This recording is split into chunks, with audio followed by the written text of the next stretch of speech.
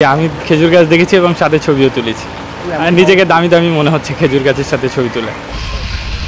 সাদিক এগ্রোর 15 লাখ টাকা দামের ছাগল কাণ্ডের পর এবার আলোচনায় জাতীয় বৃক্ষ মেলার 10 লাখ টাকা দামের একটি খেজুর গাছ। তবে মেলার প্রথম দিকে অনেকে খেজুর গাছটির দাম হাঁকালেও আলোচনা শুরু হবার পর এখন আর কেউ কিনতে আসছেন না। 3 লক্ষ টাকা বলছে।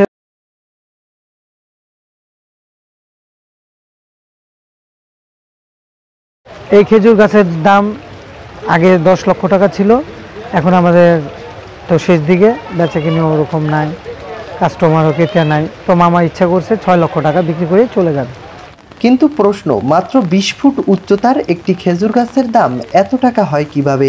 এটা তো আপনার পারিশ্রমিক, তারপরে এটার পিছে যে শ্রম দিছে, টাকা পয়সা যে খরচ হয়েছে, এটার পিছে লোকও 7 বছরে অনেক লোক লাগাইছে, ওই হিসাব করে তো মামার ইচ্ছে ছিল 10 লাখ টাকা হয় যদি বেচা কিনা। এটা সৌদি আরব থেকে আনা হয়েছে, এটা সৌদি আরবের একটা ভালো জাতের খেজুর, এটার নাম হলো বারহি। একটা ছড়ার মধ্যে 7-8 কেজি করে খেজুর হয়। রাজধানীর আগারগাঁওয়ে অনুষ্ঠিত জাতীয় বৃক্ষ মেলায় এই উচ্চ মূল্যের খেজুর গাছ দেখার জন্য ভিড় জমাচ্ছেন অনেক দর্শনার্থীরা। না, এই গাছের দাম মানে বেশি বেশি মনে হচ্ছে আমার কাছে।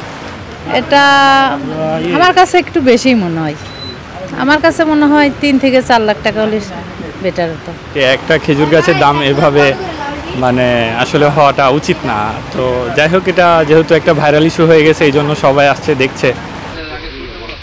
তবে এ সকল দর্শনার্থীদের দাবি, একটি খেজুর গাছের দাম কখনো এত টাকা হতে পারে না।